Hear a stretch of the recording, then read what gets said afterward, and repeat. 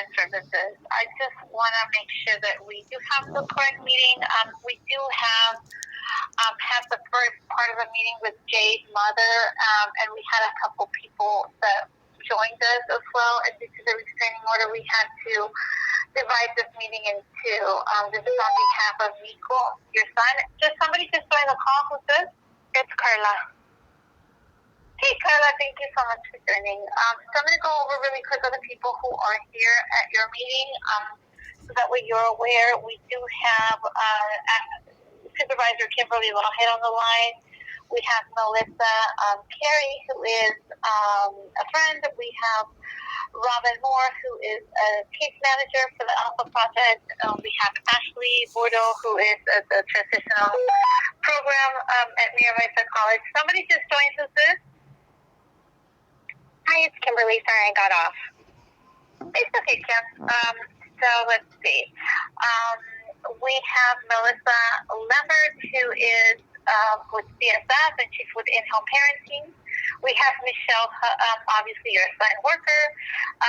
Grandmother, Caridad, she disconnected, so she's no longer in the meeting, but we do, and also Leticia, due to work purposes.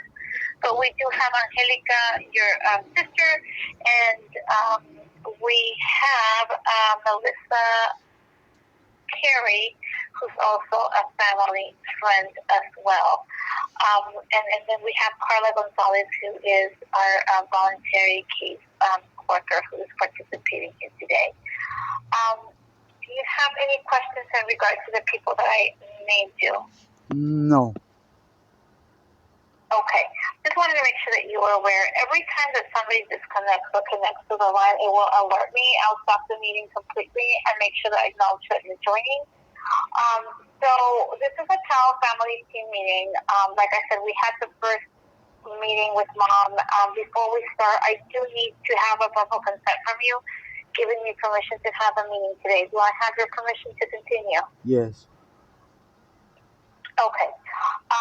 And I know that I do want to let you know that obviously I do know why the agency became involved due to a domestic violence incident. I can tell you that the agency has some concerns in regards to the violation of the restraining order and the violation of the safety plan, also the past history of substance abuse with Mom and yourself. So we're going to be discussing all these things today. The meeting itself will be divided into 4 different parts. We're going to go ahead and talk about what we're worried about, and this is where we're going to talk about allegations and why the agency is involved. We're going to go ahead and talk about what's working well. There's a lot of good things happening within your family. I can tell you that the first half of the meeting, we talked about the amount of support that both of you guys have with family and people out there that are stating that you guys individually are really good parents, that you guys are very bonded to Nico, and that you do meet Nico's needs. So that's a good thing. I can tell you honestly, to be honest with you, I can tell you, Jaime, that there's no concerns as you being a dad. I think what we're going to focus here is not about you being Nico's dad, it's about you and Jade and the relationship that has, what has happened between you two that has caused you to be involved with the agency. There's history. We know that. Obviously, there's a restraining order that was violated not once but twice. And we also have a safety plan that the agency did for you guys, and it was violated too. Can I say something about that? Yeah. Can I finish just really quick, and then you can say something really quick just before I forget.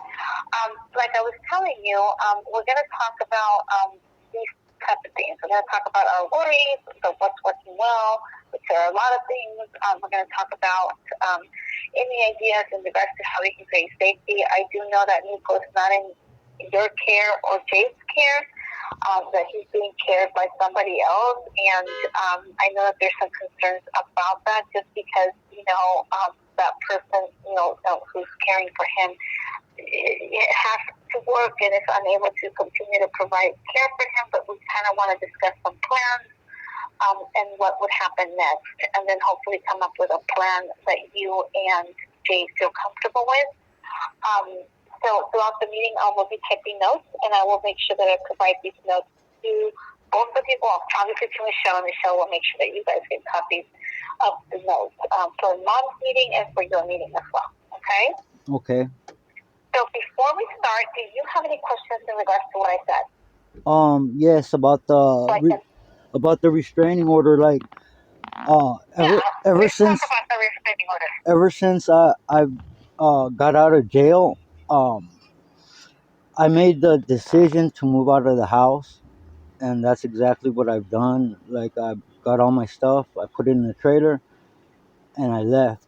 And the only things that I've been back for were because I have school on those days, and I come to pick up my medications on Fridays, but I changed them to Thursdays so that this wouldn't happen.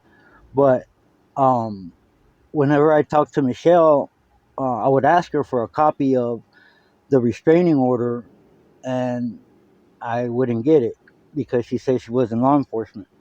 So it's like having a meeting and telling me it's at 1, and then everybody has it at 5, and it's like I'm getting misinformation, I'm getting misdirected. I called the sheriff's department, and I asked them, hey, is there a restraining order for me? And he said, no, there is a restraining order, but it expires on the 1st, so do the right thing. And I'm like, of course. And so time passed, and I waited till the 1st, and I think around after the 1st is when I seen Michelle again.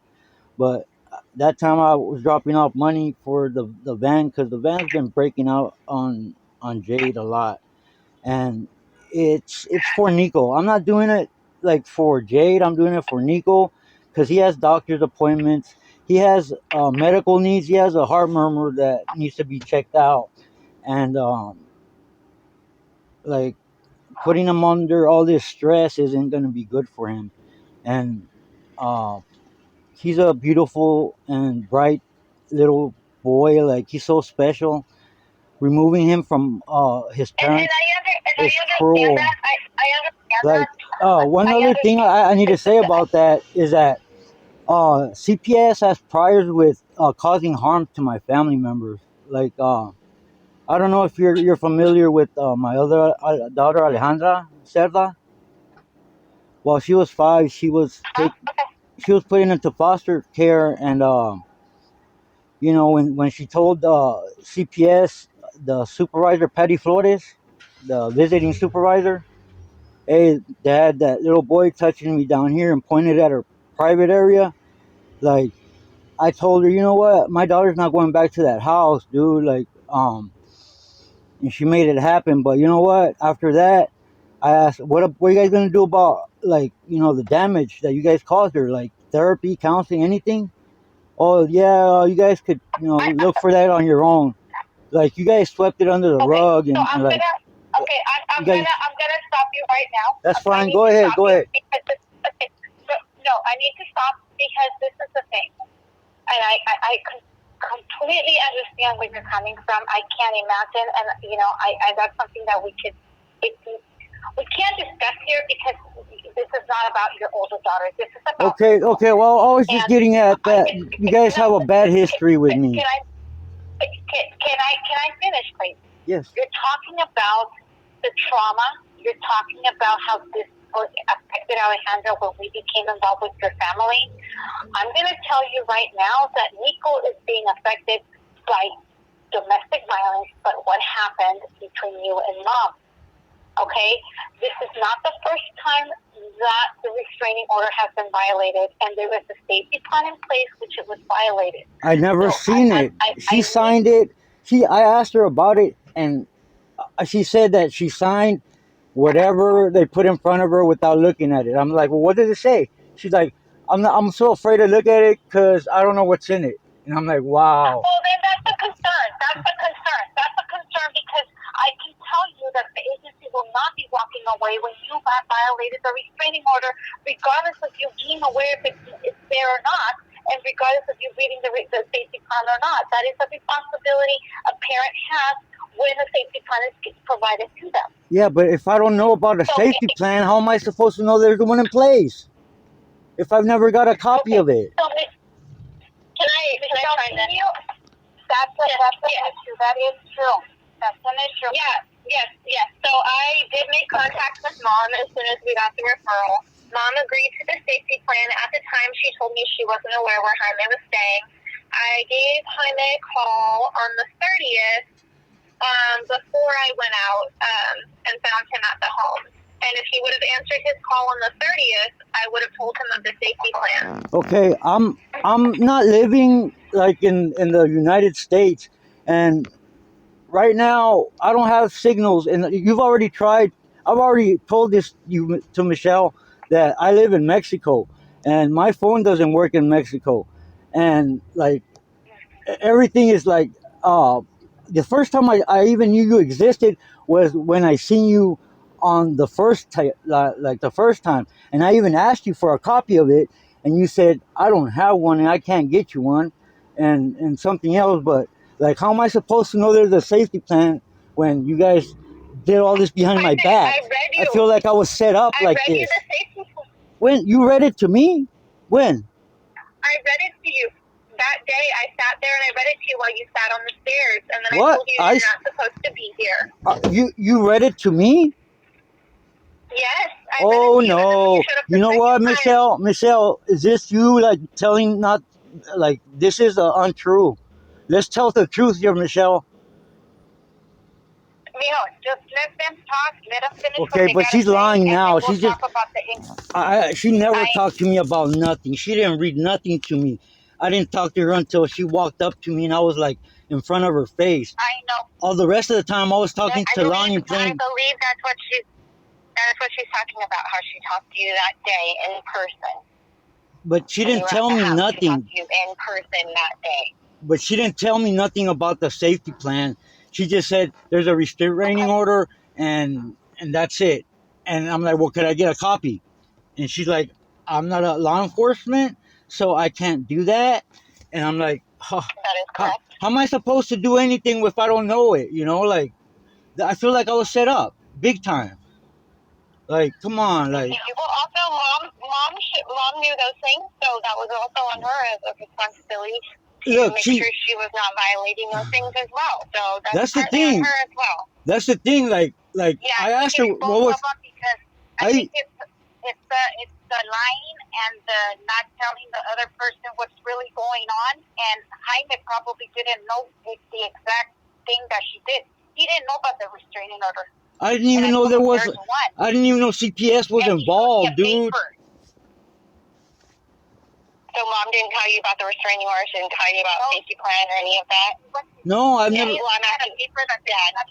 Excuse me. I'm asking Dad. Yeah. Dad, did you not know that there was a restraining order or a safety plan? Mom never told you that? I called the police and I asked the sheriff right here at the. I'll give you the number. Did mom ever tell you that? I asked her what's on it. I asked her if she knew about the plan or whatever, and she's like, "Well, as long as I say that you could come over, whatever." And I'm like, "What? No."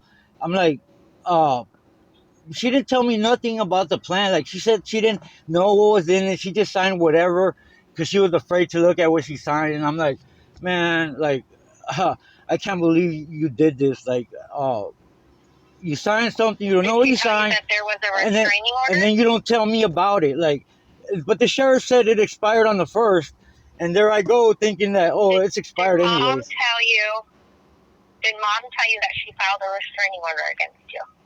Yes. Okay. When did she tell you that? When you were already at her house or before? No, after all this with Michelle happened, I'm like, how are you gonna tell me now that all of this happened and you're gonna tell me that there's a restraining order? Like, that's what I'm saying. I feel like I was set up. Like I was supposed to go to jail and she was supposed to keep the baby and like, live happily ever after. Like, I don't know. Like, it just seems like too much right now. Like, for me to take and handle because. Can I ask a question? Please. Ask a question, please. This is Ashley. I thought that a restraining order is ineffective unless the person, a court order, they have to be served. They have to know what they're being restricted from. And if he was never served, then he didn't break any restraining order. Jade did because she's the one who signed it. But if she never gave him the details, and if she's telling him, oh, you can come when I say, then it's not fair for Jaime to be, accused of breaking a restraining order that he never received a copy of. I think, yeah, I agree with you. That's what we're trying to figure out. That's why I was asking those questions. If mom told him, if he was aware, that's what we're trying to figure out. So yeah, and that might be true. If I had called law enforcement when I found him to be in violation of the restraining order the first time, they may have just served him and sent him on his way. Told him not to do it again. You told me to leave. That we're not law. You told me to leave. I told you to leave. Hold on. Yes. Hold on, please. I did. I'm not law enforcement, and the issue here is that they were in violation of several agreements that were made by one party or both parties that was put in place to protect Nico. I mean, it's like I said, if you guys tell me there's a meeting at a certain hour and it's really not, and I'm expecting a different hour, it's not fair for me. You know what I'm saying? Like, you guys have to do this with me, with my knowledge. Like, I kind of think I kind of felt like I should have been served at least by somebody. Michelle had the paper; she could have served me, but she knew that if she didn't serve me, I would be in violation. Can't serve you. Oh well. She can't serve you. She can't serve you. Oh not well. Legally able to serve you. Well, she could have gave me a courtesy copy. She had one in her folder. She can't. She cannot serve you. She cannot give you a copy. Okay, well then, how am I supposed to defend myself in the water if you're tying my arms behind my back? We understand what you're saying. That's why we're asking clarifying questions. We're understanding where you're coming from, that you weren't served and you weren't aware. Sure, as to what happened and what you actually know about the whole situation, and they're trying to resolve everything. The bottom line is Nico. Yeah, I know. That's what I'm saying. I care so much about his emotional well-being and his mental well-being. Like, he's suffering right now, and none of his fault. The adults brought this on ourselves, and now we have to, deal with whatever comes our way. But we're not simply going to allow you to, take Nico from the home just because you say that Nico was in danger. Nico was never in danger. Like, I don't know what's going on, like why you guys separated us and want to talk to us in different times when that, kind of seems like you guys try to divide and conquer. But there's a restraining order, and I think that is right there the biggest issue. Yeah, but we're fighting for our child. You don't understand. We're fighting for our child, and that's something that we both should be involved in. Like, that's important. You should have thought of that before violating the restraining order and violating the safety class. Okay, both of which I've never been served with. Both of which, should I have been served with a safety plan at some point? Yes, and I offered you to come get one. Remember? I offered to No. I sat on the phone and I read it with you the second time. You read it with me. You didn't read nothing with me, Michelle. Stop lying. I'm telling you that I've never been served with nothing. Let's move on then. We're not going to call people liars. Let's move on then. We gotta be able to have the meeting, Jaime, and finish it so we can find out what we need to do so we can help. Okay, why? I know, but is Jade in question about her? Right. But why? What are we talking about here? Is Jade not like being able to go with the baby or what?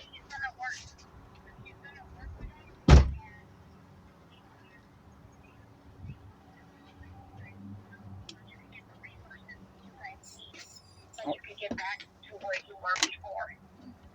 Okay. We're not together. So just We're not. Look. We're not. family. We're pretty much. Just listen to what they have to say, please. All right. Go ahead. Okay. So I want you to listen to what Michelle is worried about on behalf of the agency, okay? And I know that you're not going to agree with what she's saying, but I do need you to listen and do not interrupt, and then I will make sure that I come back to you and ask you any questions that you can make any statements in regards to what she said. So Michelle, I think it's very important for Dad to understand and listen why we're so concerned in regards to Nico and his safety. Go ahead. So we initially got involved because we received a report that there was a domestic violence incident in the home, where the father pulled the mother's hair and stuck his fingers down her throat while she was holding Nico in her lap. I safety planned with Mom, and she agreed that she was going to uphold the restraining order that she had already obtained, and that if Dad was to come to the house, she wasn't going to let him in, and she would call the police. And I made an unannounced visit on the 30th, and Dad, Nico, and Mom were playing outside together in the apartment complex. I informed them, like, this isn't supposed to be happening. Dad left, and we continued with the safety plan with the addition of the very clear statement that Mom and Dad are not to parent Nico together. And then on the 4th, I made another unannounced visit, and I saw Dad by the dumpster area of the apartment complex, and he later admitted to me that he was in the home at that time, and he left out the back window. So we're concerned that the plan isn't being followed after several chances and reminders, and that the restraining order isn't being upheld by either party. And we're also wanting to support the family in their sobriety and making sure that there are no issues with that moving into the future.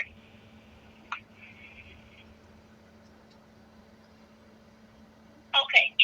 So do you have any additional questions, Dan, in regards to what Michelle said, in regards to that like, you were not supposed to be in the house and you were? Go ahead. that allegation from Jade, like, I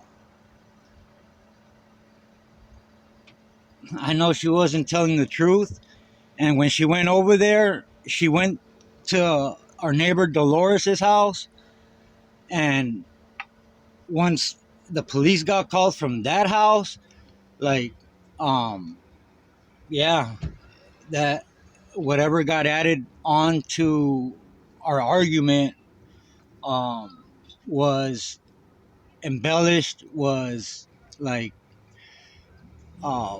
they what Jade said was that they made it look good so that the restraining order could stick. Now, like, a lot of that stuff didn't happen, so I don't know if that was Dolores or her, all Jade, but that was untrue. And like, I don't do that kind of stuff. Like, um, if we do anything like that, it's like personal and none of anybody's business. But um, I know that we had a strong argument to where we need to be separated. If the police got involved and you guys got involved, like, I can't do that, and I won't do that. So um, we're done definitely as far as Jade and I are concerned. The only thing that's worth saving is Nico. So uh, if Jade could, take care of Nico, and we could have some type of a plan so that we could see Nico, or I could see him on a different time or whatever. Are you still there? Hello? Okay. Yes, I'm Okay. So I think one of the biggest concerns is what you said right now. Mm-hmm. That, so you're denying that you did not pull mom by the hair, Jade, and put your thumbs or your fingers in her mouth or throat, whatever. You didn't do that. No, not like that. No. You And didn't do that. Okay. Nico was And then never you like, that. and Nico like he was in this. Nico was in the stroller when she took off. Like, Okay. uh, Okay. oh So, man, so that never happened. You never became physical with Jade. You no, never became physical. no. That day she left and she said, So Jade lied. uh, Jade lied. you know what, She lied. Jade? Okay, She Jade's not lied. capable of lying. All right, go ahead, continue. Okay. So did it happen or did it not happen? Because I'm It very didn't. confused. I'm Um, very confused. like I haven't You allowed say that it myself. did happen. I haven't allowed myself to be in a relationship because I have a history of that. And when I got with Jade, I told her about my history about that. And I told her, I was very honest with her, and I told her that I don't want that in my life ever again. And she knew that when I have two strikes, so one more, and she gets to keep the baby, and I get to go to jail for life. And you know, she's exploited that. Once I let women know that I have two strikes, as soon as they get mad, they start calling the police and adding all these stories. Like, um, I was Okay, so kicking her it out the didn't house. happen. Look, You did not. before all of this happened, I was kicking her out the house. I was telling her that she didn't inspire me anymore. That I didn't want to be with her anymore. That the best thing for us was to split up and share custody. And that she's like, well, where am I going to go? And I'm like, well, that's your problem. And that's her biggest fear, is to be homeless. And for me to take Nico away from her, like I was really trying to make her mad and angry, and piss her off and get a reaction. And I got a reaction. I wasn't expecting this one, but no, I don't do that. I prefer to be by myself than to be anywhere near any of that stuff or allegations. And then she was there too when I got my two daughters taken away overnight over allegations of uh, sexual abuse to my 12-year-old daughter, and all that was a lie. But she was there and she saw how quickly I lost custody of my daughters overnight, so she knew what to say. She knew exactly what to say. So I don't understand So what why. you're telling And me, she's what you're incapable of telling me, lying. I mean, No, she's okay, incapable of lying. All right, what you're, all right. can I please finish? Yeah, Can go you ahead. let me finish my sentence, please? Go ahead. Okay, what I'm asking is, you never put hands on Jake. That did not happen that day. That did not happen that day. No, Okay. Have you ever been physical with Jake? no, Never, you have never been physical with Jake. no. I Okay. look, So, look. Jade's not gonna be a person that's gonna stay with somebody that's physical or gonna abuse her. Like, she's not. Like,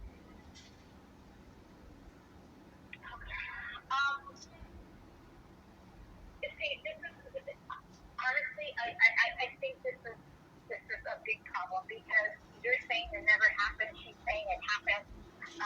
And at the end of the day, there is, again, regardless of you being aware or not, Michelle is saying that she did notify you. She did tell you about the safety plan. You did not get a copy because she couldn't. You weren't the right one, but you were aware of it. Like, there's a lot of, like, she said, and nothing happened. But the fact is that, we have Nico, and Nico is not in the care of you guys right now because of domestic violence. There's a history of domestic violence. You guys, this is not the first time that this has happened. So what do you tell me to do? Like, the history also is made up. It never happened. There's no history between you and Jay. no, there's no domestic violence between me and Jade.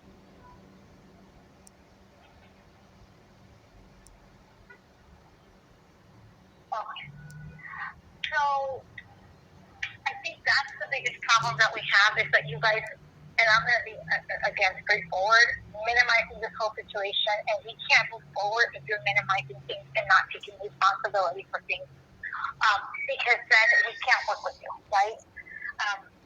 We know there's a history of domestic violence. It's documented, and you're telling me that there's not. So that's the big problem right there. You're not recognizing, you're not taking responsibility, and that is very concerning when we have a little kid who is being left in the care of both parents who think domestic violence is okay. That's why Nico's not in your care right now. So that's our problem right there. So how are we going to solve this? You're telling me that you're not going to be involved with Jade anymore. You know, how can you guarantee that if there are violations of the restraining order in Facebook? I didn't. That's the thing. Like, like, I I needed to get served. Like, I mean, I can't know what's going on if I don't know what's going on. It's not on paper, and I'm getting misinformation from Jade, and like I feel like I'm being set up, huh? Why did you leave through the window? Why did you leave through the window? I was throwing trash in the back, and Michelle heard me. Like Michelle heard me. Like she heard me right there in the door. Like she heard me telling Jade, "Hey, well, I'm gonna go pick up the car seat in Chula Vista on my way home." And that's when Michelle showed up. The door was open. She heard me. Like there was nothing to lie about. Like told her, yeah, I was there. So like I went there and I emptied out the trash because that's what I usually do. But I don't like. I dropped off money, but like she heard I was there to to pick up a car seat in Chula Vista, and that was it. Like but and still at that time it was what, the fourth already. Like uh 4 days after I believed that the restraining order had already expired, like the sheriff told me, the lieutenant that answered the phone at 8858 5. I had the number like